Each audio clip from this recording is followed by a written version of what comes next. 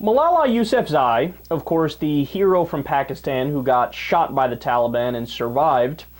And the reason why she got shot, as we all know, is that she was fighting for education and women's rights and equality, and she was doing it under Sharia, which takes such gigantic balls, they would be touching the ground if they were actually on a human male.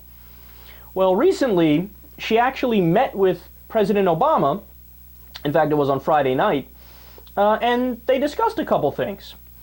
So while she was there, she, quote, thanked President Obama for the United States' work in supporting education in Pakistan and Afghanistan and for Syrian refugees. But she also said, I expressed my concerns that drone attacks are fueling terrorism. Innocent victims are killed in these acts, and they lead to resentment among the Pakistani people. If we refocus efforts on education, it will make a big impact. So do you get what happened here?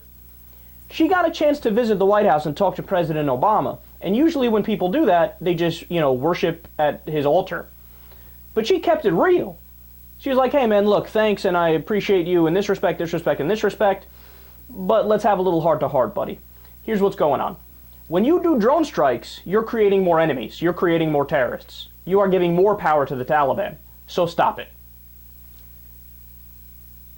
I didn't know it was possible for me to love Malala any more than I do, but I do after hearing this story.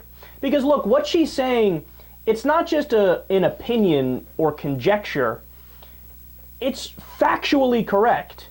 And what I mean by that is there are many investigative journalists who have written about this. They've actually gone and done the legwork and gone into these, remote villages in Pakistan and Yemen, and they've talked to people. There's been studies done on this. There was a benchmark study in 2007 where they came up with the phrase the Iraq effect. What that means is it refers to the increase in recruitment for Al-Qaeda since the invasion of Iraq.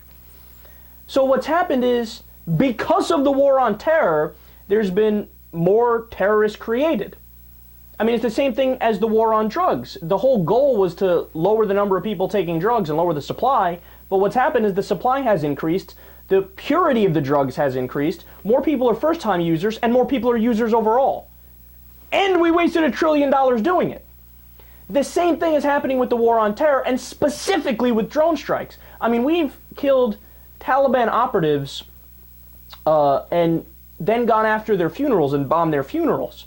But the problem is at the funerals, we know that there's women and children there also. They're not all members of the Taliban, they're innocent civilians. But when you go and you kill those people, what happens? The people who survive, who might have been moderate originally and rather pro-US or at least neutral on the issue, they say, fuck this, I'm going to go join the Taliban and take up arms because I don't want my uncle or my aunt or my nephew to get killed in one of these drone strikes. So Malala is 100% correct. And another great part about this, I don't think that President Obama has heard this point of view from anybody. I think that the people in his administration are part of the establishment bubble. They're the heads of the NSA and the different generals and the heads of other government departments and other politicians and his chief of staff, and they naively think, well, want to kill more terrorists, go ahead and do more drone strikes. No, you're creating more terrorists. And finally somebody popped that bubble. Thank you, Malala.